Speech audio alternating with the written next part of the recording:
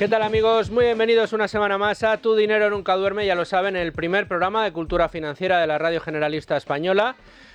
Y van 6 años, camino de 7, siendo el único y primer programa de cultura financiera de la Radio Generalista Española, algo de lo que nos sentimos muy orgullosos. Ya lo saben, un programa en el que venimos a aprender a invertir, a despertar nuestros ahorros, ponerlos a trabajar y hacerlo siempre en compañía de los mejores. Y en un día como hoy, de una manera muy especial, porque saben que de vez en cuando tenemos programas especiales, como es el caso del día de hoy, en el que hacemos no una hora, sino hora y media con entrevista a dos gestores que enseguida les vamos a presentar.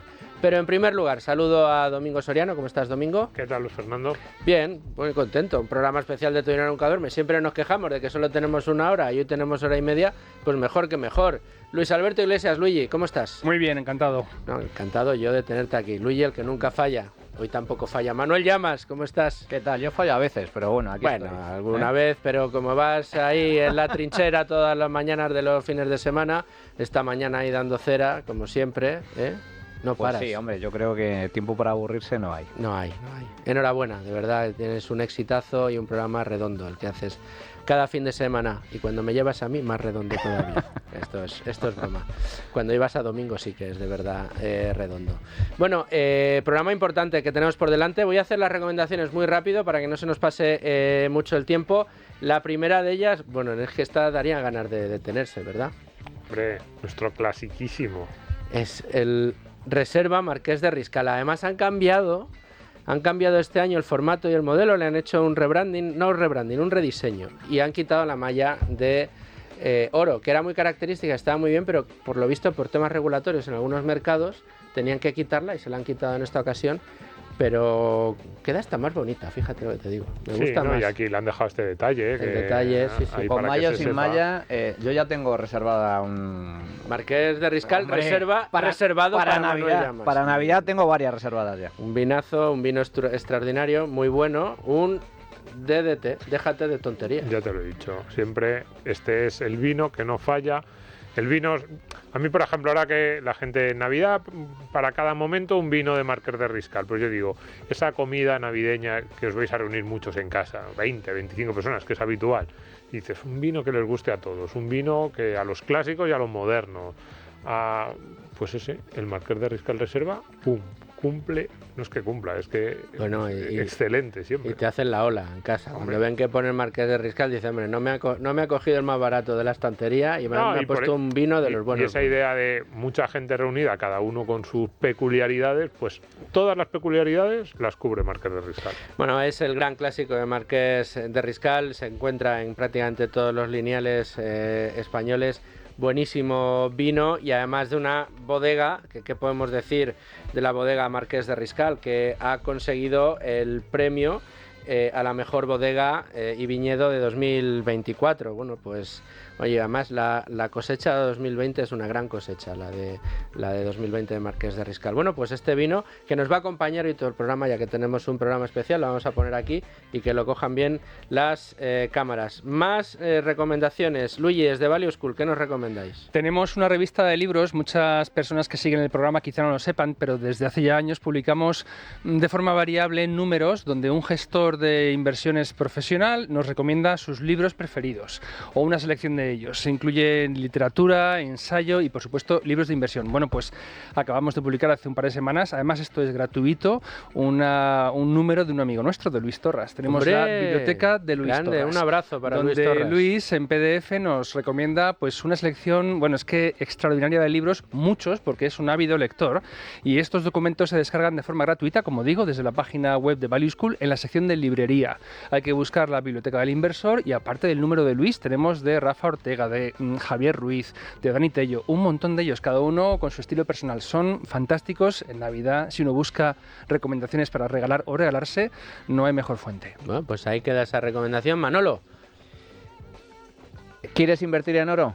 Pues ya tenemos a disposición nuestro curso para aprender todas las claves para invertir en oro, de la mano de uno de los grandes expertos en esta materia, amigo de este programa, amigo nuestro y amigo de la cuadrilla de Tu Dinero, la comunidad de este programa, Gustavo Martínez, ya disponible en la página de la cuadrilla de Tu Dinero. Solo hay que entrar y... Mira que nos lo han registrar. preguntado a veces, ¿verdad, Manuel? Oye, pero quiero invertir en oro, ¿pero qué hago? ¿Me voy a una tienda y compro un doblón o un...? Todas las claves para invertir en oro físico, en ETFs, en mineras, todas las claves, como digo, de la mano de uno de los mayores expertos en esta ¿Cómo invertir materia. y para qué invertir en ¿Y para oro? qué invertir? O sea, es decir, es un curso completísimo, hay que decirlo, Gustavo se lo ha currado bien. Se lo ha currado muy bien. Así que bueno, pues y a esa un precio muy razonable, ¿eh? Bueno, pues hay, y además si son de la cuadrilla, especial. Especial. Para también miembros de la cuadrilla, todos los oyentes de este programa y todo el que quiera, la 5ª edición de Invertir con Cabeza y Ganar Dinero a Largo Plazo, ha terminado ya la Cyber Week, ¿verdad, Domingo? Ya hoy domingo termina la Cyber Week, pero quedan todavía algunas plazas todavía disponibles para todo aquel que quiera acceder a esa 5ª edición. Quedan algunas plazas, empezamos este lunes no, sino el siguiente lunes. Mañana es lunes 9, ¿verdad? El lunes 16 empezaría el curso, todavía queda esta semana y efectivamente quedan algunas plazas y quedan algunos precios interesantes. Busquen por ahí los cupones, los miembros de la cuadrilla. Los miembros de la cuadrilla tienen especialmente interesante, el mejor de todos para los miembros de la cuadrilla, y ese curso global, curso total, diríamos, para el pequeño inversor que quiere conocer lo fundamental de cada uno de los activos que se va a encontrar: renta fija, renta variable, Bitcoin, también materias primas, oro, inmobiliario, productos para la jubilación, lo fundamental de todos esos productos en un único curso, con además las colaboraciones, las mejores. Eso sí que lo podemos decir. No hay ningún curso que tenga mejores colaboraciones que Invertir con Cabeza. Así que última semana antes de que empecemos el día 16. Pues desen prisa, si estaban dándole vueltas y ya nos han oído, han dicho ya están los pesados del curso otra vez. Es que es la 5ª edición y de verdad es un curso que la mayor parte de los alumnos que lo han cursado confiesan que les ha cambiado la vida para mejor, evidentemente. Bueno, pues aquí están hechas las recomendaciones, así que no les hago esperar más. Enseguida les presento a nuestros invitados de hoy.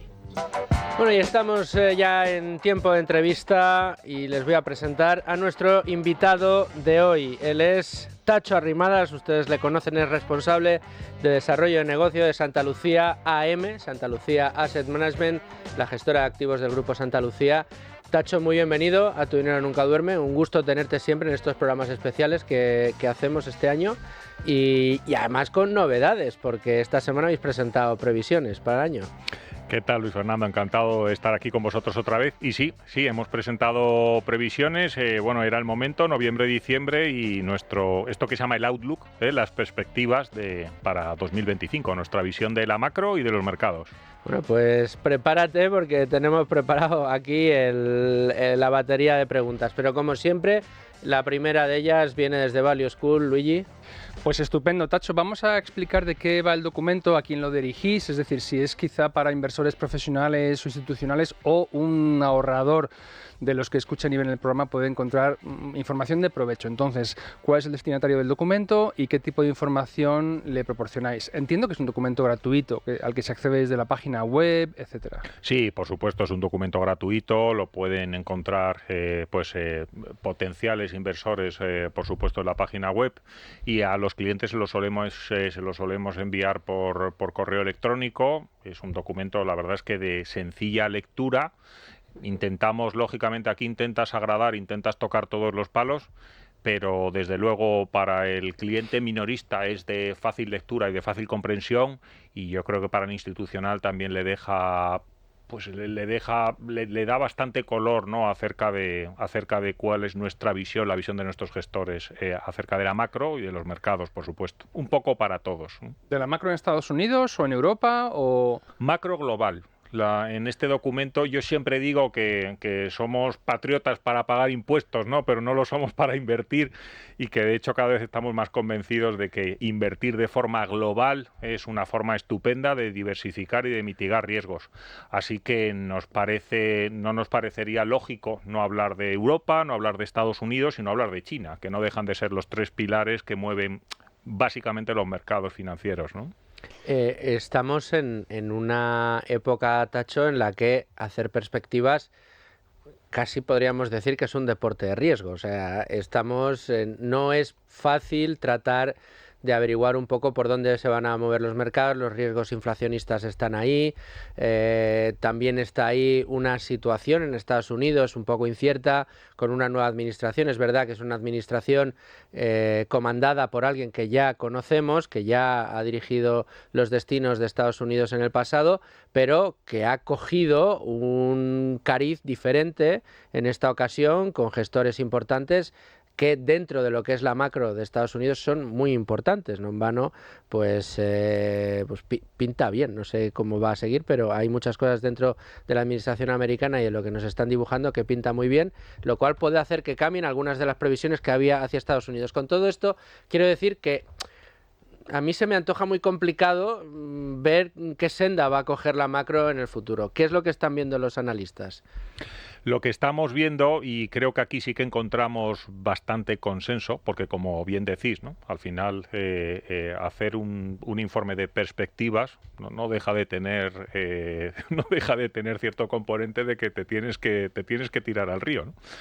Pero estamos viendo bastante consenso en ciertos temas. Para empezar, en que el crecimiento global, pues entendemos que este año va a estar en torno al 3%, en que Estados Unidos va a crecer de forma más saludable y predecible de lo que puedan crecer otras grandes economías del mundo.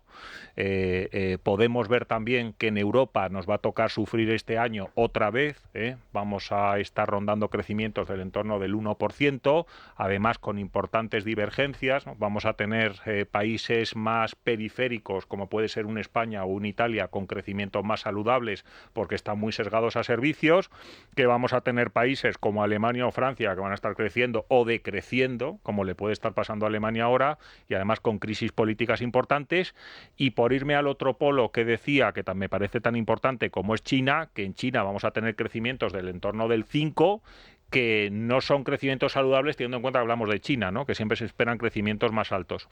En fin, yo creo que en global crecimientos moderados pero por debajo de las medias, con Estados Unidos liderando de nuevo y con Europa con sus propios problemas, que básicamente son políticos y de crecimiento, y con China con los suyos, que viene a ser que no ha sido capaz aún de recuperarse del COVID, parece mentira, ¿no? Que ya todos lo tenemos desterrado, y que por otra parte tiene un problema con su sector inmobiliario que es muy importante para ella, y que está aplicando unos programas de estímulo monetario por parte de su Banco Central que está todavía pendiente por ver cómo funcionan. Estancamiento en Europa, esto ya es un problema estructural. En el informe Draghi, del ex banquero central europeo, ya se avanzaba, bueno, pues que estamos sufriendo en Europa un estancamiento ciertamente preocupante, pero crecimiento moderado a nivel global, con Estados Unidos, con China. ¿Qué papel juega? Porque claro, aquí hay un factor importante, que es la victoria de Donald Trump en la presidencia estadounidense, y en las últimas semanas está Trump desatado, anunciando y amenazando con aranceles muy fuertes a nivel global del 25% para México y Canadá, que forman parte del Tratado de Libre Comercio con Estados Unidos, aranceles también, subir aranceles para China, subir aranceles para Europa. ¿Creéis que la política arancelaria de Donald Trump podría desatar una guerra comercial, podría influir de alguna forma o afectar al crecimiento global de la economía? ¿Esto lo incorporáis como un factor de riesgo a tener en cuenta? Por supuesto. Para nosotros, digamos que los dos principales factores de riesgo que tenemos identificados este año son la geopolítica, y Donald Trump tiene mucho que decir ahí, ¿no? Y otro es que la inflación no cumpla con su hoja de ruta, ¿no? A lo mejor no sé si entraremos luego en eso, pero me gustaría centrarme más en el tema geopolítica. De Donald Trump siempre digo de Donald Trump y de cualquier político, ¿no? Que estamos a la espera de los hechos y no de las palabras, porque es verdad que tú puedes hacer ciertas declaraciones en campaña, luego tenemos que ver cómo aterrizas esas declaraciones, pero está claro que si lleva a cabo la política arancelaria que ha anticipado que pretende llevar a cabo, obviamente esto va a tener efectos en el crecimiento de todos los países, incluido Estados Unidos. Yo también creo que Donald Trump está lanzando declaraciones porque quiere generar un caldo de cultivo que sea propicio para él, para luego poder entrar en otras negociaciones, ¿no? Pero aranceles altos supondrá menor crecimiento todavía en Europa, menor crecimiento en Estados Unidos, menor crecimiento en China e inflación más alta. Así que evidentemente no serán buenas noticias. Aparte de esto, con Donald Trump no nos tenemos que olvidar que también está hablando de aumentar el déficit fiscal, y bajar los impuestos, que también serán cosas que tendrán una primera lectura en Estados Unidos de crecimiento, de fortalecer el crecimiento, pero luego creo que también tendrá una lectura de segunda ronda, queramos decir, ¿no? Que se le puede volver en contra en 27 y 28, esto ya tendremos que verlo. Tacho, comentabas el tema de la inflación. Me gustaría centrarme en eso porque creo que puede ser muy relevante, porque la inflación va a depender en última instancia de la política monetaria de los grandes bancos centrales, Banco Central Europeo, Reserva Federal de Estados Unidos, con el impacto que ello puede suponer, lógicamente, tanto en renta fija como en renta variable. ¿Está controlada la inflación? ¿Cuál es el escenario base que estimáis para el próximo año en materia de inflación y de tipos de interés? En términos generales podemos decir que la inflación está controlada. Es decir, yo creo que los bancos centrales han hecho su trabajo, han subido tipos de forma muy agresiva. Recordemos que hace no mucho la inflación rondaba los 2 dígitos en Estados Unidos y en Europa. Subieron tipos de forma muy agresiva. Parece que las inflaciones ahora se van acercando a ese nivel del 2%, aunque todavía están en el entorno del 3%. En Estados Unidos creemos que la Reserva Federal no va a poder cumplir la hoja de ruta anticipada hace unos meses de bajadas de tipos, porque el tema aranceles más el tema de que el crecimiento está fuerte va a hacer que tenga que probablemente saltarse algunas de esas bajadas de tipos. Lo que sí que es verdad que pensamos es que dejará de bajarlos en torno a otoño del 25, es decir, otoño del año que viene, y se quedarán los tipos en el nivel del 3,5. En Europa vamos a tener que bajar los tipos sin lugar a dudas más rápido. ¿Por qué? Porque el crecimiento europeo no es el crecimiento que tienen en Estados Unidos. Ahí sí que vamos a cumplir la hoja de ruta y acabaremos dejando los tipos en el entorno del 1,75-2% también en otoño del 25. Vamos a dejar al final, vamos a hacer que el diferencial de tipos se abra mucho, y esto también va a provocar que el dólar se fortalezca bastante. Yo creo que habrá momentos a lo largo del año que viene en el que el euro dólar toque el 1, y eso tiene también sus consecuencias. Claro, pero es que una de las consecuencias, bajamos mucho los tipos y además se fortalece el dólar respecto al euro, la inflación puede tener su impacto bastante importante. Entonces habría que ver ahí si el Banco Central Europeo, si vuelve a haber un repunte inflacionista, bueno, si se mantiene o no lo mantiene. Sí. Sillón complicado, especialmente ahora el del Banco Central Europeo, el del máximo responsable, porque es cierto que parece que la inflación estaba más controlada, que tenemos un problema de crecimiento y dices, bueno, voy a bajar los tipos, ¿no? Pero tú bajas los tipos menos que Estados Unidos, se te aprecia el dólar y eso te genera inflación. Yo creo que va a ser, bueno, como bien está anticipando el Banco Central Europeo, que siempre lo hace, va a ser una situación para estar mirando cómo evolucionan estas dos variables macro, inflación y crecimiento, y estar decidiendo en cada momento qué es lo que tienes que hacer con los tipos para tener la inflación lo suficientemente atada y para tener el crecimiento vivo, es decir, para intentar, bueno, pues solventar los problemas de crecimiento que tenemos en Europa. Bueno, Tacho, y después de que nos has explicado este panorama, te voy a preguntar, ¿en qué hay que invertir? Entremos en harina. Claro. Entremos en harina. Voy a hacer un poco más concreto. Venga. ¿Qué tipo de activo puede verse beneficiado en las circunstancias que acabas de comentar, o qué tipo de carteras pueden hacerlo bien pase lo que pase? Porque al final aquí, por utilizar el cliché, no tenemos una bola de cristal. Pero bueno, a eso vamos. Bueno, la verdad es que todo depende siempre mucho, lógicamente, de los horizontes temporales que se miren y demás, pero vamos a hablar de bolsas, ¿sí? Vamos a empezar, yo creo que vamos a centrarnos en dos bolsas, no tenemos tiempo ilimitado, vamos a hablar de las bolsas norteamericana y la europea. La bolsa norteamericana, es verdad, todos lo sabemos, que lleva unos años de crecimientos fortísimos, básicamente liderada por la tecnología. Y ahora mismo la pregunta que nos hacen muchas veces es, y que hacen a nuestros gestores, oye, la bolsa está cara, deberíamos estar esperando una corrección. Y lo que desde luego estamos diciendo es que nosotros no la vemos cara por valoración. Creemos que a día de hoy los beneficios de las empresas justifican las valoraciones que presenta la bolsa norteamericana, el S&P y Nasdaq, y que mientras esos beneficios se mantengan, que incluso en algunos casos han sorprendido al alza, deberíamos esperar que la bolsa norteamericana siga haciéndolo bien. La historia de la bolsa europea para el año que viene. Para el año que viene. Bueno, este año lo está haciendo escandalosamente bien. Extraordinariamente bien. Oye, para 2025 De momento, ¿creéis que van a seguir teniendo No tenemos motivos para pensar que la bolsa deba corregir. Y desde luego si nos mantenemos en el hecho de que deberíamos esperar rentabilidades anualizadas a medio plazo del entorno del 8, 9, 10% en bolsa norteamericana. Pensamos que los beneficios y las valoraciones lo justifican. A día de hoy no vemos nada que nos pueda hacer pensar que la bolsa va a corregir el año que viene, ¿no? Si nos vamos a la bolsa europea, la historia es algo distinta. Es verdad que la bolsa europea también lo ha hecho muy bien, no lo ha hecho ni mucho menos tan bien como lo ha hecho la bolsa estadounidense, porque es verdad que en Europa no tenemos ese componente tecnológico, ese componente innovador que pueda tener la bolsa americana, y por lo tanto se está abriendo un diferencial de rentabilidades bastante importante, pero también es verdad que las valoraciones son mucho más bajas. ¿Esto a qué nos lleva? Al hecho de pensar que no podemos prescindir de la bolsa europea en nuestras estrategias. De hecho, a día de hoy, nuestra recomendación es apostar por renta variable global, con sesgo a Estados Unidos, es verdad, pero sin dejar de tener, puedas tener en tus carteras de renta variable un 60% de Estados Unidos, sin dejar de renunciar a ese 25 o 30% en Europa, porque la valoración que tiene, mucho más atractiva que la americana, puede hacer que en algún momento, pues es verdad que esta bolsa también pues siga dándonos sorpresas positivas. Y en cuanto a renta fija, también hablábamos de valoraciones, estamos en plena bajada de tipos en Estados Unidos y en Europa. Esto nos puede hacer pensar que lo bueno ha pasado en renta fija, pero yo siempre insisto en lo mismo. Lo mejor ha pasado, pero lo que hay sigue siendo bueno.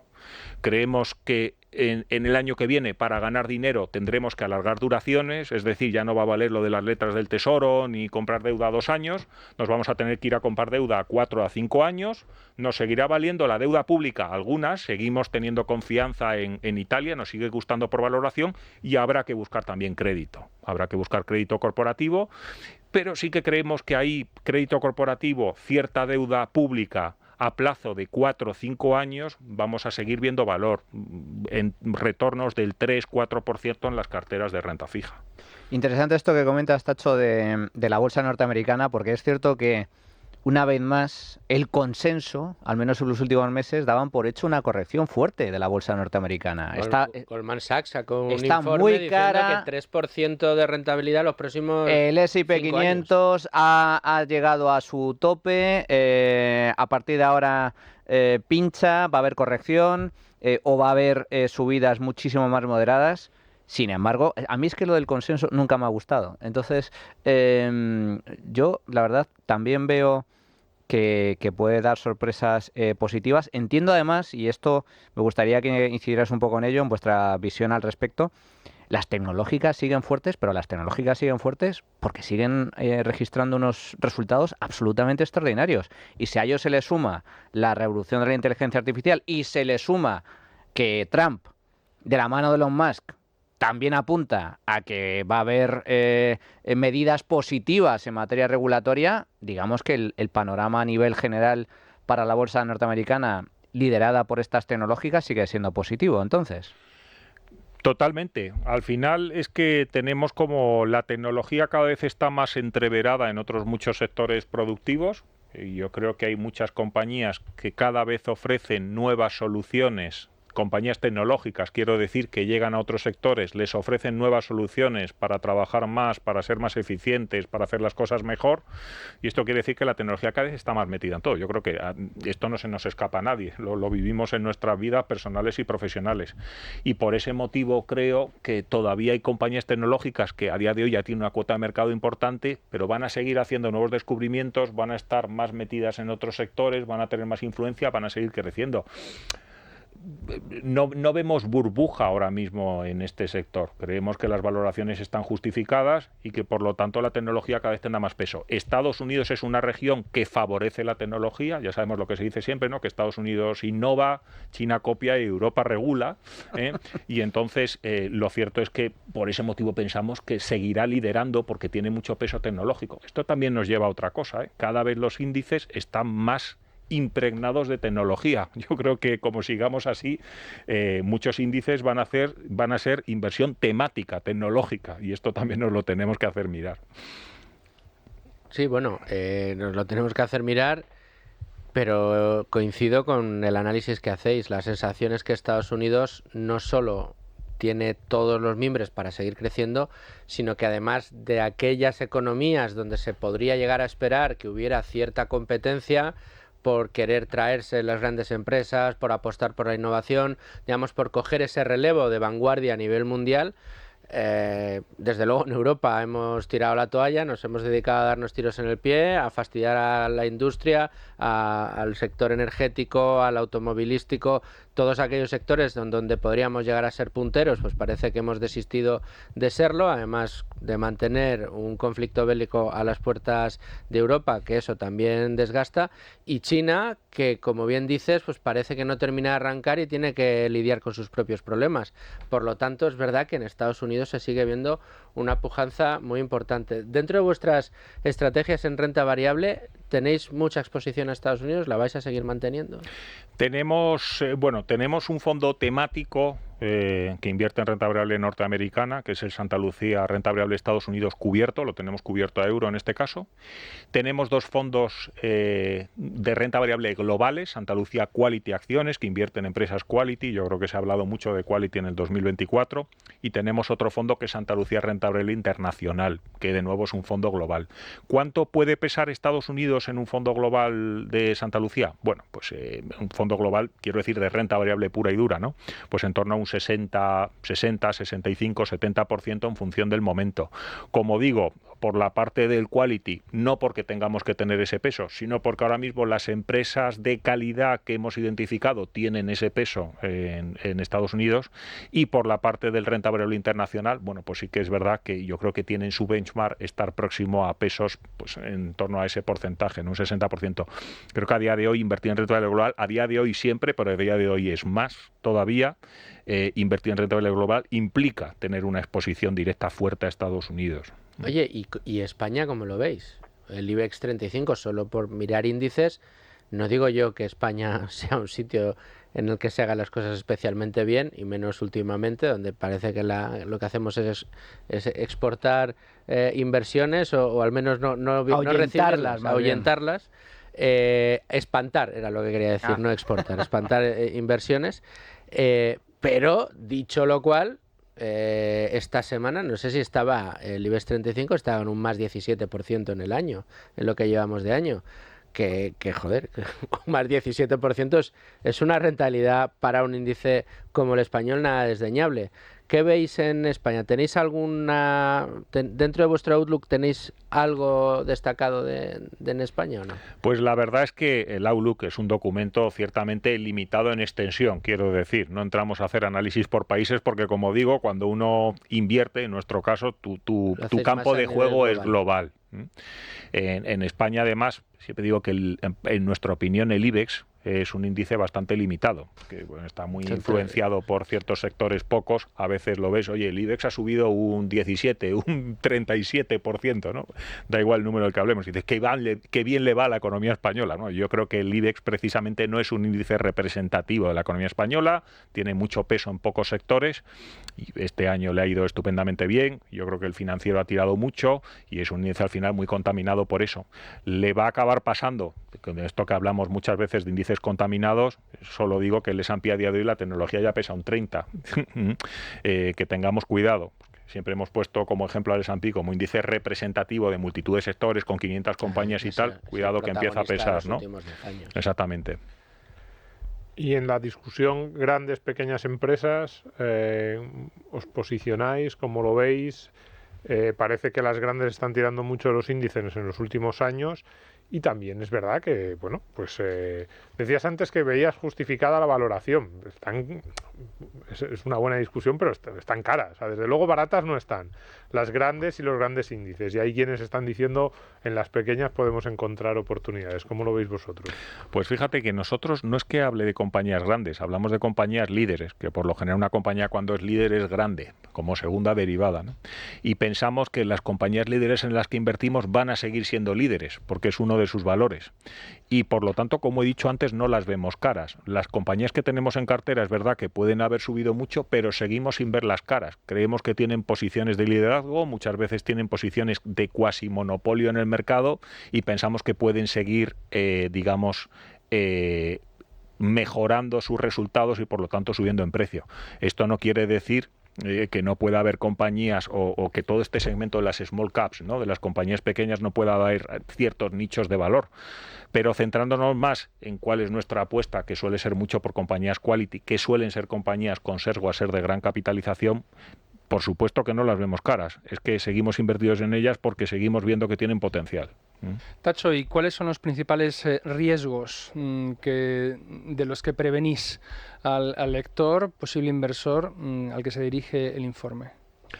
Geopolítico, es decir, que Donald Trump sorprenda a la baja, quiero decir, con la aplicación de sus medidas. Bueno, por otra parte, que Europa no sea capaz de solventar los dos problemas grandes, gordos, que tiene a día de hoy, que es la inestabilidad política en Alemania y la inestabilidad política en Francia. Tenemos moción de censura a la vista y no sean capaces de solventar sus problemas de crecimiento. Y yo creo que China no sea capaz también de solventar sus problemas de crecimiento. China está ahora metida en un bache importante, tiene una crisis inmobiliaria interna bastante relevante y va a aplicar un programa de estímulo supuestamente fuerte, pero estamos todavía por ver cómo es capaz o cuánto de efectivo va a ser ese programa de estímulo. Así que ahora mismo la parte geopolítica. Y por la parte de inflación, como comentaba antes, que no se nos vaya la inflación otra vez de madre. Es decir, creo que los bancos centrales han cambiado el foco de inflación a crecimiento, están muy preocupados por el crecimiento porque parten de la base de que la inflación está controlada. Si la política arancelaria resulta ser mucho más dañina de lo esperado, o por cualquier otro motivo la inflación vuelve otra vez a repuntar, pues obviamente obligaremos a los bancos centrales a soltar algo del crecimiento para controlar la inflación y eso pues no se lo va a tomar bien el mercado, no os cabe la menor duda. Así que geopolítica y control de la inflación. ¿Seguís encontrando buenas oportunidades en Europa? Porque es cierto que Europa, a nivel de crecimiento, en vuestro informe de previsiones económicas, pues bueno, sigue siendo un horror, como comentábamos al principio, estancamiento, crecimiento bajo, el principal motor económico del continente, Alemania, está hecho unos zorros, no crece o está en recesión, tiene graves problemas estructurales, la automoción ha sufrido mucho este último año, pero claro, también se presentan oportunidades porque hay a lo mejor valoraciones que no se corresponden o precios que no se corresponden, mejor dicho, con las valoraciones de algunas compañías. ¿Ahí seguís viendo oportunidades en algunos sectores, algunas empresas? Totalmente.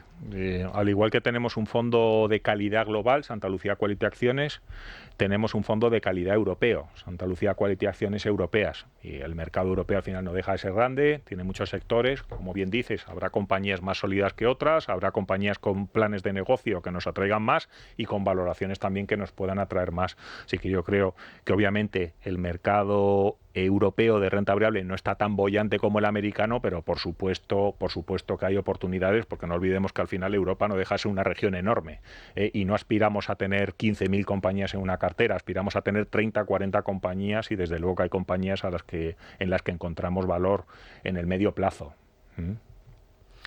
Bueno, pues Tacho, creo que hemos repasado bastante bien las perspectivas que tenéis para el año que viene.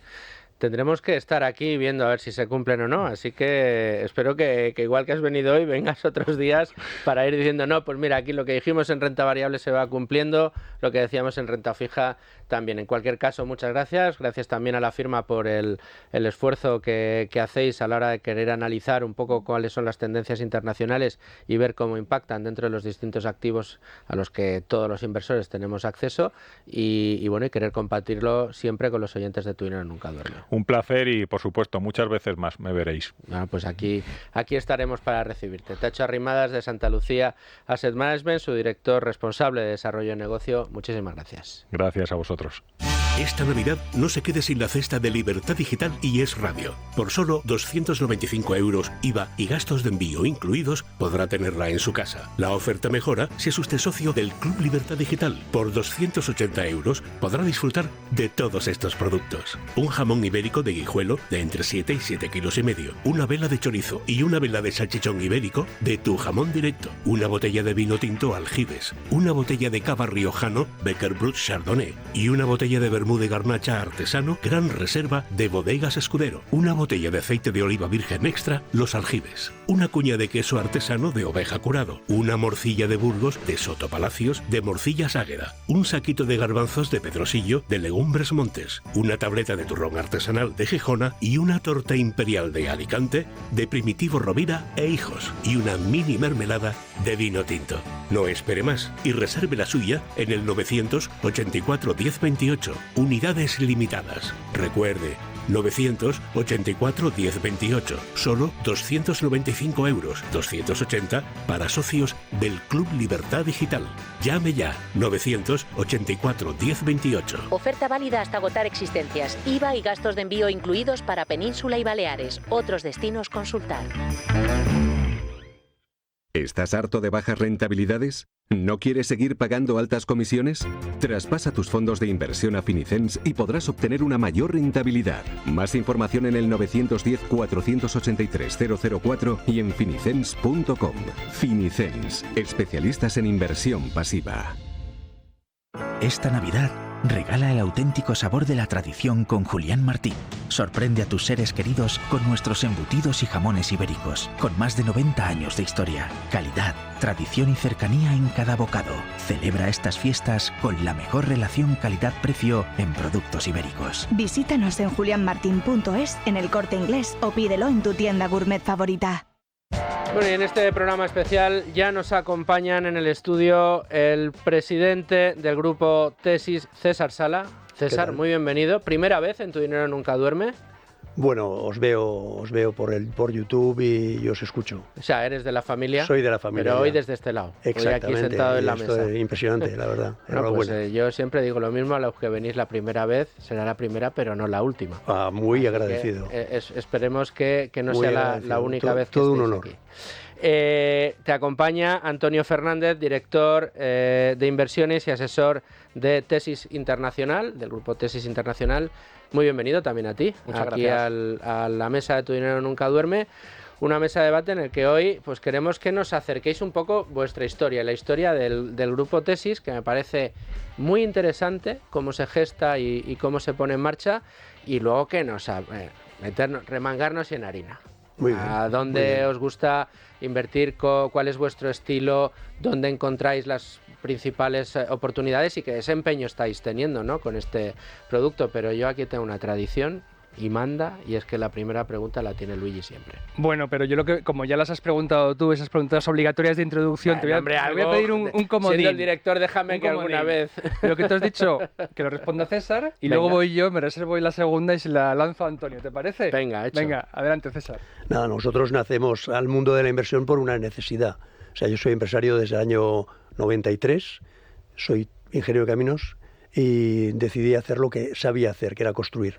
Tuve la escuela de Ferrovial durante muchos años y bueno, salí al mercado de la empresa con muchas ganas y más suerte que un torero.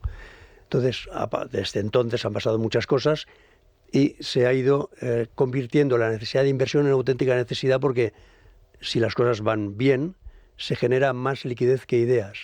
O sea, la mejor manera para un empresario es ganar dinero en aquello que domina. O sea, que en mi caso la obra civil era la parte que claramente yo sabía hacer. Pero no siempre hay tantas ideas como liquidez. Entonces la liquidez genera la necesidad de invertir, y es de la mano, en el año 98, de la mano de un asesor financiero que me presenta a Bestinver. Y en ese momento conozco a Paco García Paramés, que la verdad es que aquello fue impactante, y a partir de ese día empezamos a invertir en Bestinver. Seguimos invirtiendo en Bestinver hasta el año 2014. Año 2014 sale Paco de Bestinver, nosotros también salimos de Bestinver, nos quedamos así un poco huérfanos hasta el año 2017, que ya vuelve Paco a invertir, y bueno, pues de la mano de él, con Cobas, y siempre aprendiendo, leyendo mucho, y es en el año 2018 cuando decidimos intentar ponernos al otro lado de la mesa. Es decir, vamos a hacer un pequeño family office, vamos a hacerlo nosotros, hay más gente dentro de la empresa con este acervo inversor, pero vimos que, claro, aquello de hacerlo a ratos perdidos no era el mejor sistema. Entonces es en el año 2020, en pleno COVID, que decidimos profesionalizarlo. Vamos al mercado de trabajo, empezamos a hacer entrevistas, hicimos, pues si no fueron 75, 80 entrevistas con gente nueva, que íbamos haciendo un tamizado, un funnel. Entonces, bueno, nos quedamos con los que más nos gustaban y de allí sale Antonio, de este proceso de selección, y Antonio se incorpora al grupo el 1 de marzo del 22. En ese momento ya teníamos idea de dedicarnos a la parte, digamos, como negocio, a gestionar el patrimonio, no solo el nuestro, sino patrimonio de terceros. Hacemos la regulación en CNMV, nos convertimos en EAFI, ESI, que es, digamos, de las dos la más compleja, y simultáneamente Antonio empieza con la cartera nuestra. Yo lo único que hacía era mirar y callar, porque no era una cifra grande, pero tampoco era pequeña. Entonces, lo primero que hizo Antonio fue darle la vuelta como un calcetín mojado, o sea, le dio la vuelta totalmente, y allí había que estar en silencio, callar. El año 22 fue un año duro. O sea, el año 22 en el Family Office perdió, entre comillas, un 21, algo. O sea, comprobamos que realmente, pues, las cosas en bolsa hay volatilidad y puedes tener una aparente pérdida, que no la tienes hasta que no sales.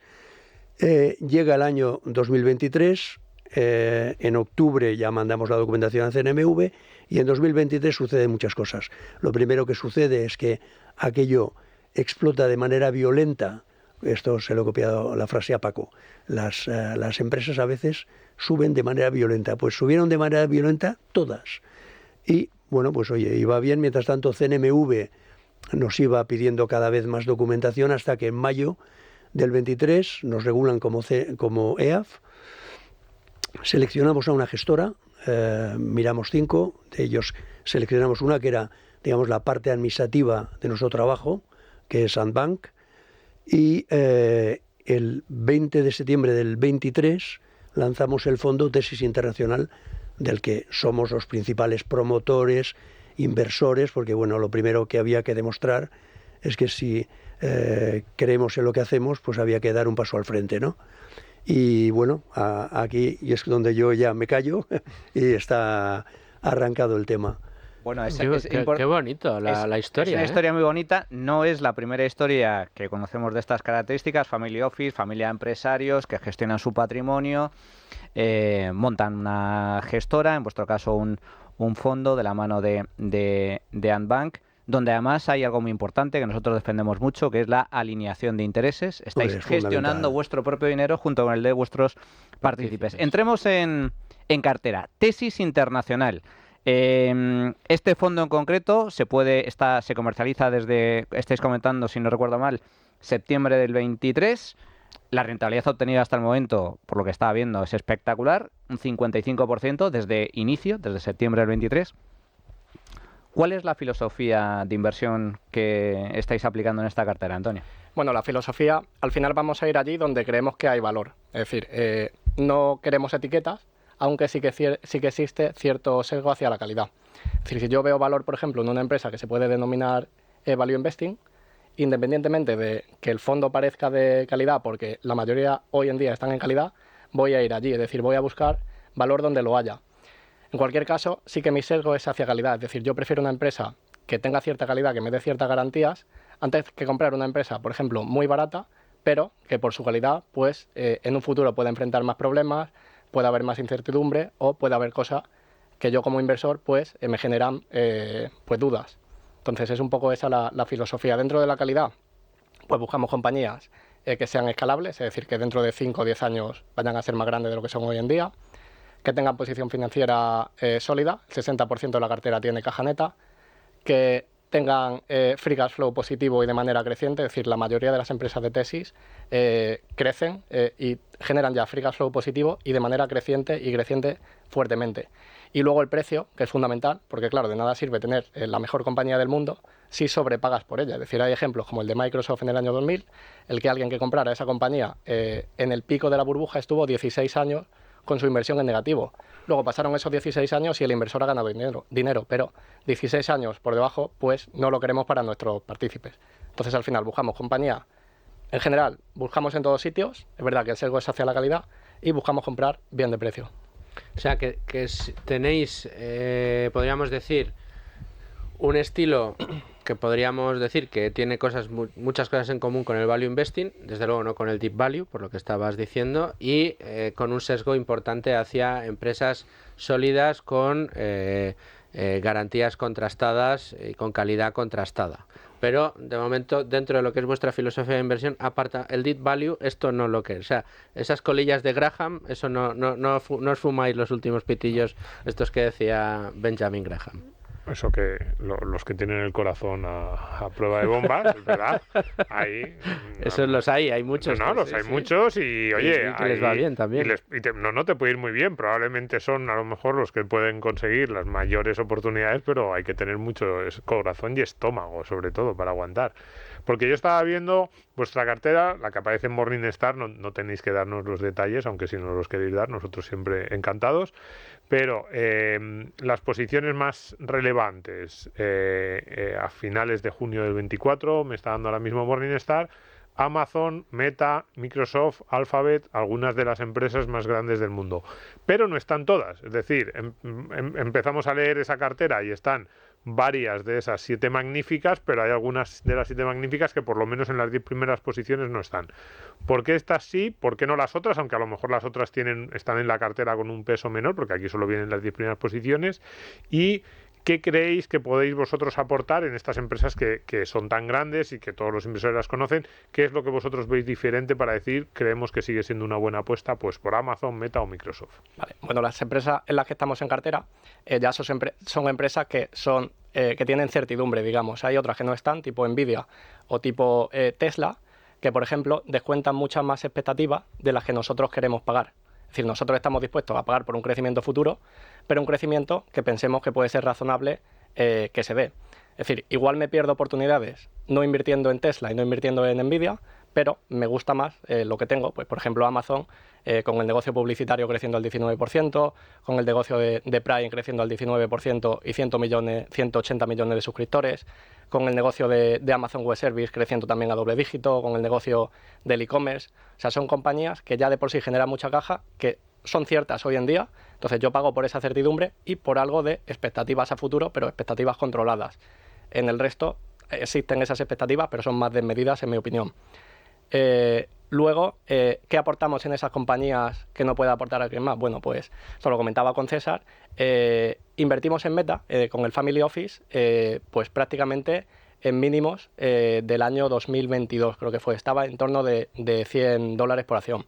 Hoy en día creo que vale 500 y pico dólares por acción, lo cual una compañía de ese tamaño, del top 10 de Estados Unidos y de la más grande del mundo, ha multiplicado por 5 en 2 años. Es decir, el mercado no es eficiente. Incluso en las grandes compañías hay muchas oportunidades. Hay que ser un poco como Peter Lynch, ver allí, observar a nuestro alrededor, si creemos que hay valor, por mucho que se llame Amazon, Microsoft o Meta y sea de las más conocidas del mundo, pues no hay que excluirlas. Es decir, son las mejores compañías del mundo por algún motivo. O sea que es mi opinión. A mí como empresario, o sea, me sorprende con lo difícil que es crecer. Me sorprende ver empresas tan grandes creciendo con estos ratios. O sea, es una especie de como los luchadores de sumo, que son gordos, pero son muy ágiles. Entonces dices, ¿cómo semejante mole puede tener esta agilidad tan brutal para comercializar de esta manera y crecer así? Pero un año y otro año y otro año. Antes de empezar, yo fui a ver a Paco y fui a exponerle a Paco mi idea. Y Paco, yo creo que un poco se rascaba, le daba urticaria, porque daba la sensación que éramos todo la antítesis del valor. Pero al acabar, oye, pues es una manera de invertir complementaria. O sea, yo lo que, como partícipe de hace muchos años, inversor, hay muchas maneras de invertir. Lo importante es que hacerlas hasta el final, o sea, con convicción. Entonces, durante el tiempo que yo estuve mirando, callado, que fue prácticamente todo el 22, yo creo que soy buen selector de gestores. No de fondos, pero sí de gestores. Entonces yo veía que en lo que hacía había una absoluta convicción. Entonces, y me dediqué todo el año a meter el dedo. O sea, oye, aquí seguro que no te equivocas. Aquí, y no había manera de llevar razón nunca. Entonces yo creo que eso es una parte importante en la inversión, el estar convencido hasta el final de lo que estás haciendo. Oye, pues en 2022, Antonio, tener al jefe metiéndote el dedo con lo que fue 2022 para renta variable... Pues no tuvo ni un momento de debilidad. Fíjate, ¿eh? Fue un año duro, ¿eh? A mí me quedó muy claro que entendía muy bien lo que es la bolsa. Es decir, la bolsa hay volatilidad. Entonces, ya llevaba mucho tiempo invirtiendo, se ha enfrentado a muchas caídas, entonces sabe perfectamente que eso es así. Es decir, la rentabilidad de aquí que se consiga dentro de 5 o 10 años no va a ser lineal, vamos a tener caídas por el camino y eso es así. Es decir, el inversor y nosotros de cara a nuestros partícipes intentamos comunicarlo también de la mejor manera posible, ¿no? Esto es volátil, seguramente de aquí a 5 o 10 años se gane dinero, pero por el camino, ojo, porque van a venir curvas. Oye, César, ¿y por qué, a pesar de lo que acaba de decir Antonio, esto, y te conozco y sé que piensas, sé lo que piensas, ¿no? Sigue siendo la mejor forma que cualquier ahorrador clase media asalariado tiene de proteger su patrimonio? Bueno, de primero, construirse un patrimonio a base de ahorrar e invertirlo y protegerlo, si bien, a largo plazo. Porque puede sonar muy arriesgado. Acaba de señalar Luis Fernando que el 22, y lo sabemos, es que caía todo. Caían hasta estrategias conservadoras tipo cartera permanente. La renta fija se cayó un 15 o 20%. Y sin embargo, a largo plazo, esto es que no me atrevo a decir ni siquiera una apuesta, porque una apuesta suena como más arriesgado. No es una certeza. Es una certeza absoluta. O sea, yo creo que las empresas son organismos en los que la gente se levanta pronto a trabajar. Hay un management que se dedica a pensar, entonces, generan riqueza, están generando riqueza permanentemente. Lo único que tienes que hacer es mirar y ver si aquello se hace de manera consistente y recurrente. Entonces, una vez que estás convencido, la mejor inversión sin duda es invertir en activos reales, que puede ser cualquier cosa, pero de todas la mejor es lo activo real como es una empresa, es mi opinión. Y tener paciencia, porque esto es un proceso que tarda tiempo. El principal riesgo de ese tipo de inversión eres tú. O sea, eres el que... mismo. Es uno mismo, efectivamente. Tienes que apartarte. O sea, cuando vemos gráficas, si tú pones zoom en la gráfica muy próximo, ves una gráfica muy tortuosa. Si te vas alejando del gráfico del Standard & Poor's 500 o del DAX, o de cualquier índice donde están compañías que abren por las mañanas, trabajan y tal, vas viendo prácticamente una línea recta ascendente, permanentemente. Tu error es poner un zoom excesivamente grande, porque estás dentro de la curva. Entonces, si dentro de la curva te da vértigo, tú eres el principal riesgo. Lo que tienes que hacer es abstraerte, salir y dejar trabajar. Es el secreto fundamental. Las familias tienen mucha liquidez que se convierte en ilíquida porque no la tocan. Entonces, esa liquidez que no tocas, donde mejor está, es invertida en renta variable, sin ninguna duda. Que tienes un proyecto inmediato, me voy a comprar un coche o lo que sea, y me lo voy a comprar dentro de un año, pues para eso está la renta fija.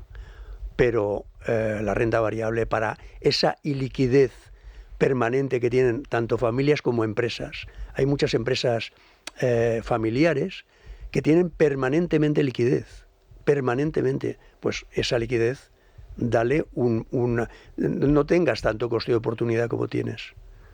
Y una puntualización, hablamos de invertir en renta variable, pero diversificada, en carteras diversificadas. Yo me encuentro con gente que a veces escribe Value School como un poco quejándose de que tienen invertido en bolsa. Claro, luego le preguntas y lo que tienen son 4 empresas, tienen BBV, Santander, tuvieron a lo mejor el Banco Popular y han tenido pérdidas o llevan en plano muchísimos años y dicen que esto no funciona. Hablamos de carteras diversificadas, cuando no de fondos indexados que tienen miles a lo mejor dentro de un mismo fondo de inversión. Esa es la forma de hacerlo, no en 4 empresas. Porque Hombre, en 4 tienes mucho riesgo. Claro. Ahí tienes un riesgo, ahí no tienes volatilidad, ahí tienes realmente riesgo. Eso es. Entonces se trata de que diversifiques para que lo que tengas sea volatilidad y aprovecharla en favor de tu cartera, nada más. ¿Cuántas empresas tenéis vosotros? Porque estaba viendo también las posiciones y bueno, las 5 primeras posiciones tienen un peso relativamente importante. Sí, las 10 primeras posiciones pesan aproximadamente el 60% de la cartera, o sea, es una cartera que hay convicción, y el total de la cartera son 32 compañías. Y en cuanto a distribución geográfica, sectorial, ¿cuál es un poco el universo en el que pescas? Si es que lo tienes, claro. Sí, porque hay que delimitar, porque el número de empresas es...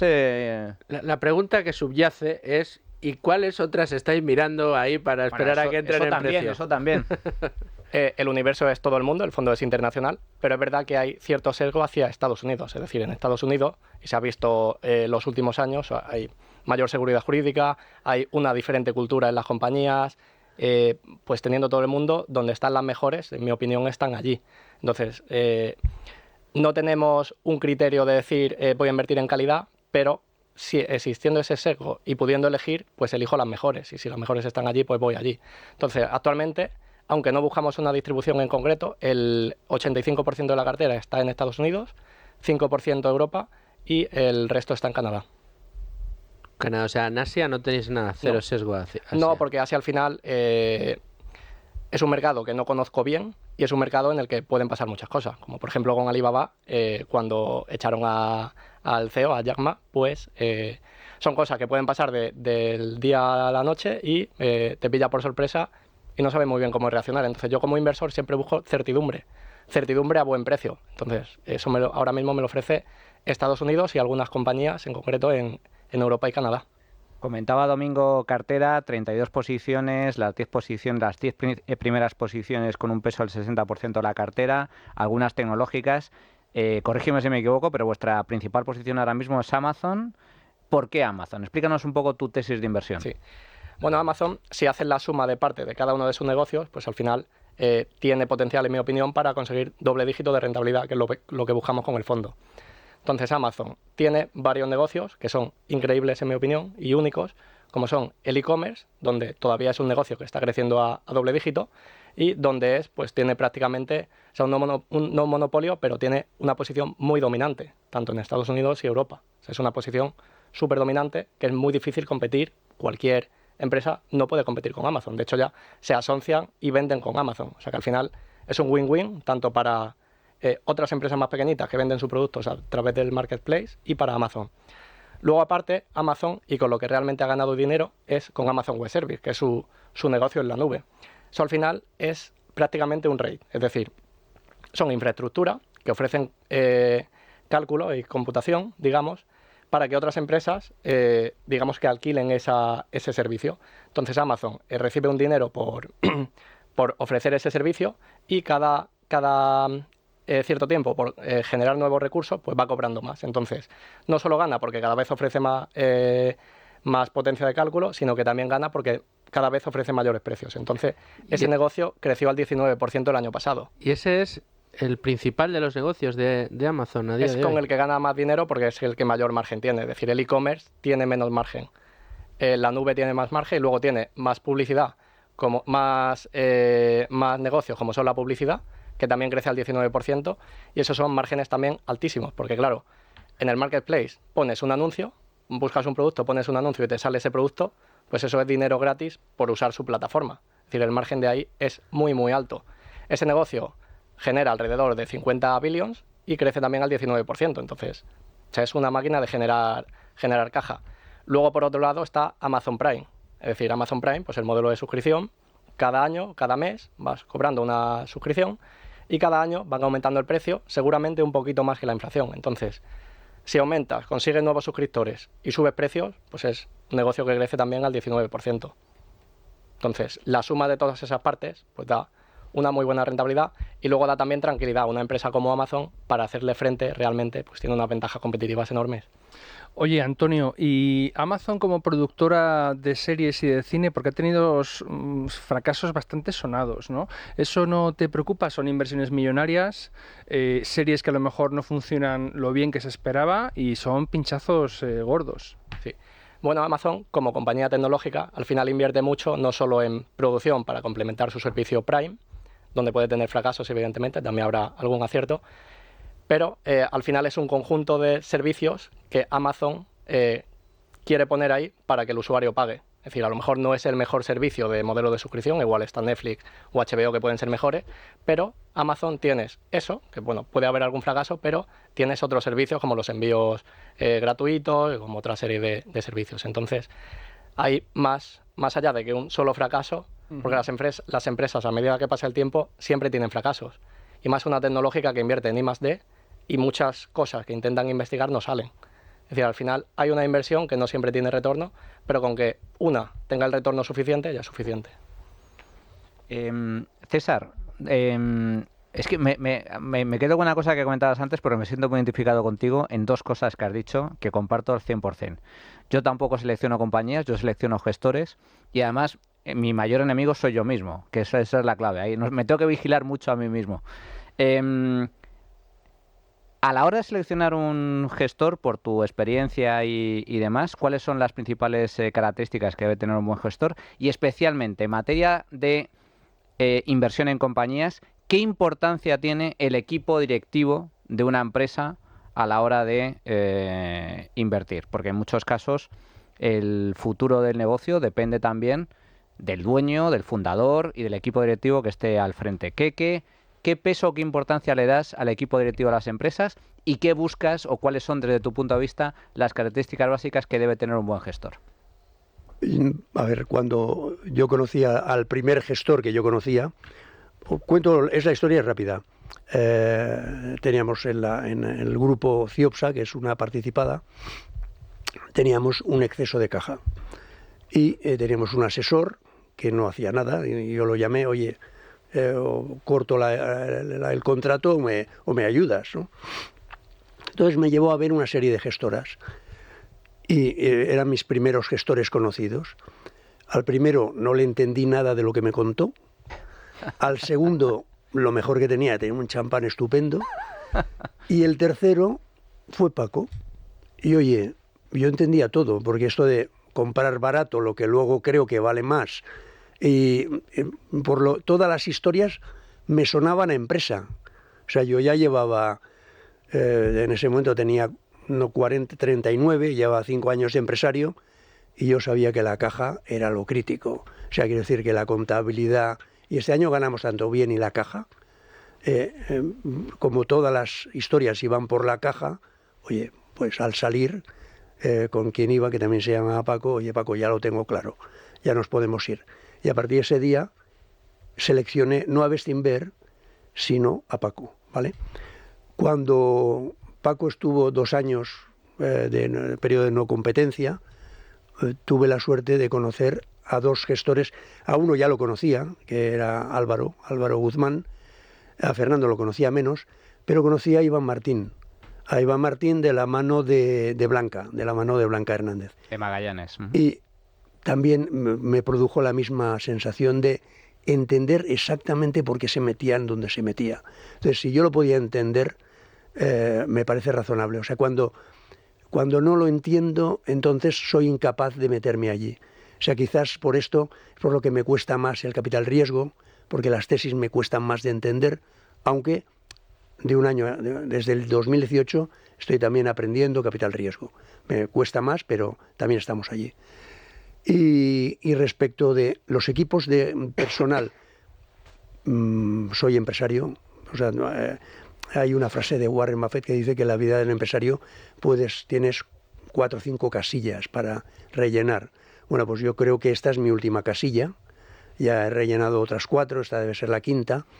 Y siempre las cosas tiene que ser una buena idea, en un buen sector, y la calidad de la gente es muy importante, muy importante. Es verdad que si es una buena idea en un buen sector, puede pasar de todo. Aquello resiste hasta un mal equipo, ¿no? Pero si además tienes un equipazo, pues aquello funciona como un reloj. Entonces yo le doy una importancia, no te sé poner pesos, pero una importancia relativa muy elevada. Y que estén alineados los intereses. Aparte, efectivamente, sí. Aparte que como vamos a convivir muchas horas juntos, pues es importante sentirse a gusto. Entonces, estar con una directiva de una sociedad tuya, una filial, con la que no te sientes a gusto, pues ahí no es un buen caldo de cultivo para hacer dinero, ¿no? Y que estén alineados los intereses de... Porque no todos los equipos directivos están alineados con los intereses de sus accionistas. Van a buscar más bien el beneficio a corto plazo, hay el bonus de último año... Hay muchos ejemplos de esto que dices, pero yo creo que el error es del socio capitalista. O sea, quiero decir, el que tiene que organizar una buena organización para alinear, ese no es el directivo, es el propietario, si lo hay. Antonio, una pregunta para ti acerca de la gestión de la cartera. Es que habéis mencionado Amazon, Microsoft, grandes compañías de las que uno se figuraría que tendrían la cartera pues toda la vida. ¿Cómo va a ir mal Amazon? ¿Cómo va a dejar de ser una empresa como un pino de grande Microsoft? Pero la pregunta es, ¿qué debería pasar para que vendáis cualquiera de estas empresas? ¿Tendríais a temas de, no sé, de la valoración, que se alcance un precio objetivo y que ya digáis ya ha subido lo que tenía que subir? ¿O hablamos de cambios en la forma de llevar el negocio que os hagan desconfiar y por tanto meter a la que estaba en el banquillo esperando su turno? Claro, sería un poco las dos. Es decir, solemos vender parte o la totalidad por coste de oportunidad, es decir, al final las empresas de la cartera son compañías que unas compiten con otras. Es decir, unas, si sube su precio en bolsa y la compañía, sus fundamentales crecen, pero crecen en menor medida, pues está perdiendo potencial. Entonces esa es candidata a ir reduciendo su peso siempre y cuando haya otras oportunidades mejores. Si sube y no las hay y sigue ofreciendo buen potencial, pues siguen en cartera siempre y cuando el potencial sea razonable. Entonces un poco eso. Luego también, por la parte del deterioro de fundamentales, si la empresa es muy buena y está a buen precio, pero su negocio empieza a deteriorarse por cualquier otro motivo o hay dudas, pues también ahí es candidata a reducir la posición. Pero vamos, básicamente es por coste de oportunidad. Te lo pregunto porque a veces cuando uno en Value School traducimos las cartas de Warren Buffett a sus accionistas desde hace 8 años prácticamente y se encuentra esta idea de que solo inviertes en aquella empresa que querrías mantener de por vida, ¿no? Como si te la quisieras comprar entera.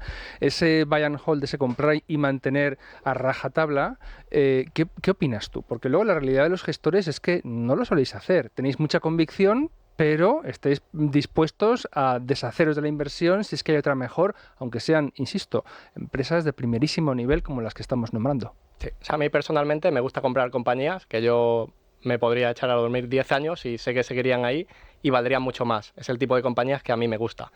Ahora bien, como he comentado, al final tenemos compañías que compiten entre otras. Siempre es posible que haya una oportunidad mejor, con menos riesgo y con más potencial de revalorización. Pues entonces vamos a intentar ir allí. Tenemos compañías, pues la mayoría de ellas que no han rotado, siguen, pero con pesos diferentes. Es decir, también hay una gestión en los pesos.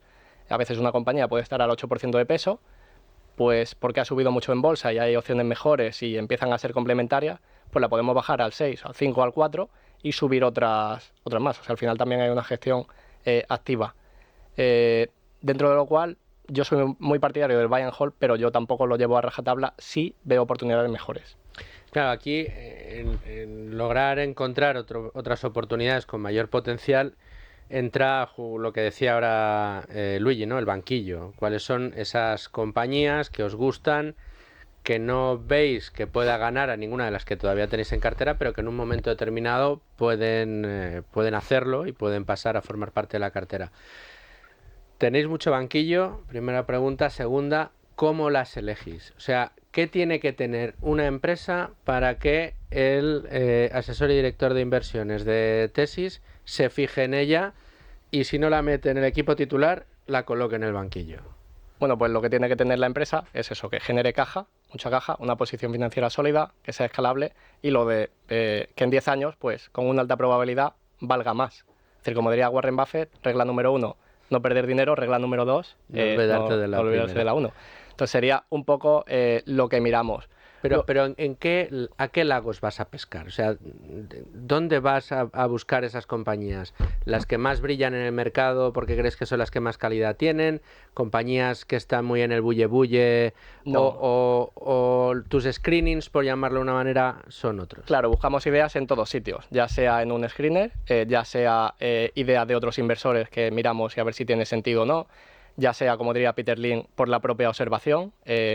Cualquier sitio es bueno para mirar ideas. Luego es cierto que a mí me gustan pues el tipo de compañías que he descrito antes, que ganan dinero, que tengan caja y que sean de mucha calidad. Si no las hay a buen precio, pues intento ampliar un poco más el espectro, intento buscar también en otros sitios. Al final siempre hay compañías que me gustan, que están en la recámara, digamos, pero que no entran porque las ideas de ahora son mejores. Tampoco quiero una cartera con 40 o 50 empresas porque para mirar y seguir cada una de ellas pues se hace más complicado. Al final no solo hay un trabajo de selección, sino que hay un trabajo también de seguimiento. Y este me interesa especialmente. ¿Cómo hacéis ese seguimiento? O sea, ¿cuál es el trabajo de observancia de cada una de esas posiciones que tenéis en la cartera según va evolucionando el mercado, según van fluctuando, van siendo presa de volatilidades, etcétera? Sí. Yo miro poco los gráficos, es decir, no sé cuál es el gráfico de una acción determinada. Es decir, yo al final tengo mis cálculos, mis Excel y tengo las valoraciones de las compañías. Entonces, si van perdiendo potencial, pues son más candidatas a salir. Y si van subiendo, son candidatas, o sea, si van ganando potencial, son candidatas a subir en bolsa. Dentro de cómo hacemos el seguimiento, pues yo tengo alertas de cada compañía. Entonces, cuando hay alguna noticia importante en alguna compañía, a mí me llega una alerta y yo constantemente mi trabajo es leer. Entonces, yo estoy leyendo todo el día acerca de mis compañías y de posibles nuevas ideas que puedan entrar en cartera. Entonces, al final es un trabajo muy de poco de rata de biblioteca, digamos, de mucha lectura y conocer lo máximo posible las empresas.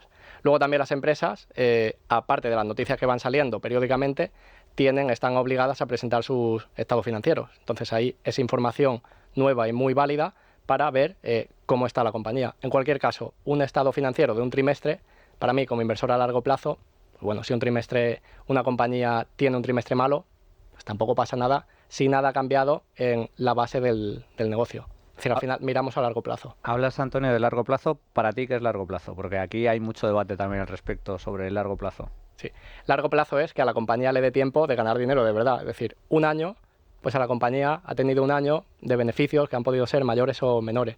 Pero largo plazo de verdad, pues son 5, 7, incluso 10 años. ¿El rango de rotación de vuestra cartera? Suele ser rotación baja. No tenemos todavía el informe de la CNMV de cuánto es la rotación, pero no es buy and hold, pero mantenemos bastante las posiciones. Es decir, la rotación que se hace es variar los pesos dependiendo del potencial, siempre y cuando sigan teniendo potencial de doble dígito. La idea es rotar poco. Si en algún momento hay que rotar más, pues porque como este año ha subido el fondo pues más de un 50%, pues igual hay que rotar un poco más y buscar nuevas ideas en otros sitios. Pero en general la idea es no rotar mucho. Y luego, solo un apunte, política de comisiones y dónde se puede encontrar tesis internacional. Sí. Bueno, tenemos 3 clases. Una clase retail, que es para todo el mundo, que es a partir de 10 euros. Tiene comisiones, comisión de gestión 1,25 y comisión de éxito del 9%. Tenemos una clase de asesoramiento independiente, que la comisión de gestión sería de 0,9% y el éxito del 9%. Y una comisión institucional, que es para importe de más de 500.000 euros, con una comisión de gestión del 1% y un éxito del 9%. El fondo se comercializa en MyInvestor, Ambam y bueno, luego algún banco más como EBN o Santander Banca Privada. Recordad que yo creo que por muchas veces que lo hayamos explicado, mucha gente todavía no lo entiende bien, cómo aplica la comisión de éxito, que esto siempre muchas veces la gente se lía. Claro, la comisión de éxito, si el fondo sube, por ejemplo, el fondo vale 100 y sube a 120, pues sobre ese 20 se cobra un 9% en nuestro caso, ¿vale? Si el año siguiente el fondo baja, no hay comisión de éxito. Y si luego el año siguiente sube, pero no supera 120, que fue la marca de agua, digamos, del último máximo del año, tampoco cobra. Es decir, hasta que no vuelva a pasar ese 120, no va a volver a cobrar éxito, ¿vale? Y esa marca de agua se reinicia cada 5 años. Correcto. Yo quería preguntarte, has hablado mucho de valoraciones, has dicho que aunque esté un poco más cara, que si tiene calidad, que luego que los cambios de peso pueden venir determinados pues porque una empresa pues sube mucho y entonces le ves menos potencial. ¿Hay algún punto a partir del cual digáis ya no entro? Es decir, una valoración que digas, no, es que yo por encima de PER 30, pues por muy buena que sea la compañía no entro, o al revés, o en la misma línea, mejor dicho, algún punto a partir del cual decís me salgo de esta compañía por muy buena pinta que tenga. Claro, salirse o pensar si invertir o no en esa inversión, pues se puede ver también a muchos motivos. Es decir, algo que no me gusta en la empresa, algún riesgo que yo crea que es probable que se pueda materializar, pues me haría pensarme, oye, esta empresa tiene potencial, pero tiene mucho riesgo de que pase esto y pierda dinero. Pues seguramente pueda ir a otra empresa, igual con menos potencial, pero con más certidumbre, ¿vale? Podría ser una opción. Luego también, otro aspecto pues sería en un negocio que estemos invertido, pero por lo que sea pues vienen riesgos adicionales. Por ejemplo, aquí puedo poner el ejemplo de Alphabet. Pues Alphabet, hasta ahora, y bueno, todavía sigue siéndolo, una empresa magnífica. ¿Qué ocurre? Que ha llegado la inteligencia artificial, ha llegado OpenAI, y su buscador, que es donde realmente gana dinero la empresa, pues no sé lo que va a ocurrir, pero se enfrenta a nuevas amenazas que antes no tenía, y a competidores muy fuertes como pueden ser Microsoft y OpenAI. Pues entonces no la he sacado de la cartera, pero me ha hecho replantearme, vale, pues tenía mucha concentración, puedo bajar un poco y comprar otras alternativas que equilibren el riesgo entero de la cartera. Pero y en cuanto a valoración, porque antes has dicho, Nvidia no lo tenemos, es decir, porque no veo el negocio, pero ¿hay momentos en los que digas, esta empresa, por muy buena que sea, está demasiado cara, incluso siendo muy buena? Porque yo decía antes, las 4 primeras posiciones, Amazon, Meta, Microsoft, Alphabet, baratas no están, o están en uno ve el PER, uno ve los ratios, y baratas no están. Sí. Bueno, depende de lo que llame barato, claro, todo eso tiene es un precio. Digamos, en un primer vistazo, luego los que invertís mucho en calidad y en este tipo de empresas me decís que sí que están baratas si uno ve o no están muy caras si uno ve unos beneficios normalizados razonables. Claro, es decir, a mí no me gusta pagar un sobreprecio por una empresa que creo que es posible que no cumpla las expectativas que el mercado tiene. Si eso ocurre, pues seguramente me vaya a otras alternativas que en rentabilidad-riesgo, pues yo crea que van a ser mejores para la cartera. Ahora bien, lo de que Amazon o Alphabet o Microsoft están caras o baratas es como comparar, pongamos el ejemplo inmobiliario, 4 paredes en el centro de Madrid y esas mismas 4 paredes en un pueblo de cualquier sitio. Ciudad Real, por ejemplo. Claro, pues al final son las mismas 4 paredes, pero la ubicación, o sea, todo lo que conlleva en sí, la calidad que tiene el estar en el centro de Madrid y todas las oportunidades, todo lo que ofrece Madrid, pues no lo ofrece ese pueblo. Entonces, ¿qué se paga más? Pues al final hay empresas de máxima calidad que te ofrecen muchísima certidumbre, que es muy difícil competir con ellas, que están en los mercados con mayor seguridad jurídica del mundo, pues eso al final, cada pata positiva que vas poniendo van subiendo ese múltiplo de valoración. Entonces, por eso estas compañías, pues es muy difícil verlas a un PER de 15, por ejemplo. Entonces, cara barata, depende. César, tú eres un apasionado del mundo de la inversión, aparte de empresario, apasionado del mundo de la inversión, seleccionador de gestores. Ahora, desde hace algo más de un año, comercializáis vuestro propio fondo Tesis Internacional a través de Tesis Activos Financieros. ¿Cuál es el proyecto que tienes para Tesis Activos Financieros a corto o medio plazo? ¿Qué es lo que te gustaría? Pues ser gestora sería el siguiente paso y añadir un segundo fondo y luego iremos viendo. O sea, en principio yo creo que el límite viene más porque supongo que me haré más viejo. Y cuando me haga muy viejo no tendré muchas ganas de darme ninguna paliza de ir de un sitio a otro, ¿no? Pero ahora que estoy fuerte, el objetivo, no solo el mío, el objetivo de Antonio, hay más gente dentro de la compañía que coincidimos en el objetivo, y el objetivo así a muy corto plazo es ser gestora, cuanto antes podamos serlo, y ayudar a este fondo con otro fondo cuyo temática o cuyo sesgo todavía tenemos que pensar los que estamos en estos, porque es evidente que hoy las mejores ideas están en Tesis Internacional. O sea, Tesis Internacional no se priva de ninguna idea buena. O sea, no dice, no, esto lo voy a dejar para otro fondo. No. Tesis Internacional es, en este aspecto, muy ambicioso. Yo, apostillando un poco lo que decía Antonio, hace poco hemos tenido un ejemplo muy evidente, que es el caso de Palantir. O sea, de que se te ha ido de precio y adiós. Y ha tenido que salir. O sea, yo ahí he sido partícipe. He mirado y he preguntado, oye, ¿y Palantir? Estaba demasiado cara. Sí, claro, compramos Palantir y compramos más o menos a $20 por acción. Iniciamos posición en el fondo. Bueno, pues una empresa que yo creo que a futuro pues tenía mucha buenas perspectivas, tiene una pata del gobierno que vende servicios al gobierno de Estados Unidos y a más gobiernos del mundo, y otra pata comercial que crecía al 50% con inteligencia artificial. Y dije, bueno, voy a iniciar posición aquí, me gusta lo que hacen, genera caja, diluían al accionista, pero bueno, creo que compensaba. Y la acción pasó rápidamente de 20 a 60. Y se puso a 50 veces ventas, es decir, no beneficios, 50 veces ventas, que ya es una barbaridad, y tiene unas expectativas para lo que venga a futuro, que se pueden dar o no, pero son unas expectativas muy altas. Pues yo, conforme iba subiendo, yo iba reduciendo posición. Llegó a esa sobrevaloración, en mi opinión, y terminé de vender la posición entera. ¿Me puedo equivocar? Pues igual la empresa cumple, igual pasa como Nvidia y cumple, y la vemos siempre cara, pero realmente no estaba cara.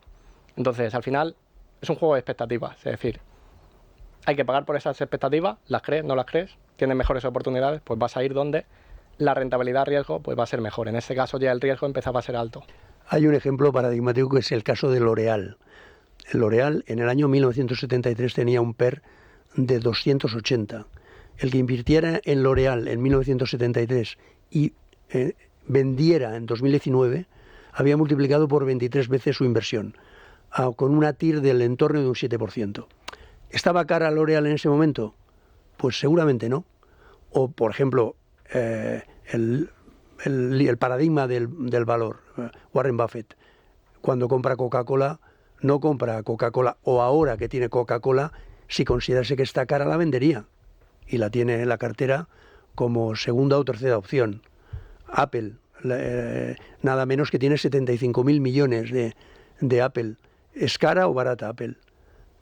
Bueno, posiblemente considere que tiene todavía más recorrido, porque si no lo hubiese vendido. O sea, él es práctico. O sea, yo ahí aprendo, O sea, quiero decir que... Una pregunta breve, César, que ya nos quedamos casi sin tiempo. Has mencionado la edad, el cumplir años, el hacerse mayor. El otro día estaba yo invitado a una fiesta y se me acerca... Bueno, cuando saben que intervienes en un programa de inversiones, todo el mundo te quiere preguntar consejo dónde invertir y tal y cual, ¿no? Y se te acerca gente de 50 años, ya padres con hijos, y te dicen, pero yo tengo tiempo. ¿Qué le dices tú a una persona que tiene...? Pues todo depende de su proyecto vital. O sea, si su proyecto vital es quemarlo y gastárselo en vino y fiesta, pues entonces seguramente no tienes tiempo. Pero si tu proyecto vital pasa de ti, o sea, pasa más tiempo del tuyo, tienes familia, que algún día heredarán lo que tú has construido, pues entonces claro que sí, ¿por qué no? O sea, yo creo que es una excelente opción. Invertir en activos reales lo primero, pero invertir en compañías, invertir en fondos, hay muchas maneras de invertir, todas buenas. Y lo único hay que hacerlo con convicción. Y yo busco, Antonio me dice, en el gestor busco honestidad de ideas. Honestidad de ideas. O sea, quiero decir, no te hagas trampas al monopolio, porque si eres honesto con tus ideas y las respetas, pues yo creo que esto siempre es interesante. A largo plazo, ayer leía una entrevista, a largo plazo entras en un indexado a 30 años, solo te va a dar una alegría. Me ocurrió una cuestión muy curiosa. Hice un traspaso de un fondo a Tesis Internacional. Entonces, cuando me mandaron el dato de usted invirtió tanto y tiene una rentabilidad del 654%, joder, desde luego lo hacen todo mal, se han equivocado. Y no, o sea, es que era una rentabilidad del 11% durante no sé cuántos años. Es que es eso lo que ocurre. Ahora, si lo miras con un foco, con un zoom muy de cerca, te duele la tripa. Entonces, pues no mires. O sea, no lo mires. O sea, es una mala idea. Tienes que tener, como has dicho antes, sobre todo estómago. Y mirar el reloj, en este caso. Y la lástima es que se nos acaba el tiempo. Ha sido una delicia, una auténtica delicia teneros aquí en el día de hoy. Me ha encantado conocer vuestro proyecto y, como os decía, y también vuestro estilo de inversión y vuestras tesis. Espero que no sea la única vez que vengáis. Espero veros también Muchísimas pronto gracias. de vuelta aquí en Tu Dinero Nunca Duerme. César Sala, presidente del grupo Tesis. Antonio Fernández, asesor de inversiones. No te pongas nervioso, Domingo. Nos vamos ya. Muchas gracias a los dos, de verdad, por haber estado aquí en Tu Dinero Nunca Duerme. Muchas gracias. Muchas gracias. Y a todos ustedes, señores oyentes, muchas gracias por estar ahí una semana más. Ya ven que les traemos siempre lo mejor, también en estos programas especiales.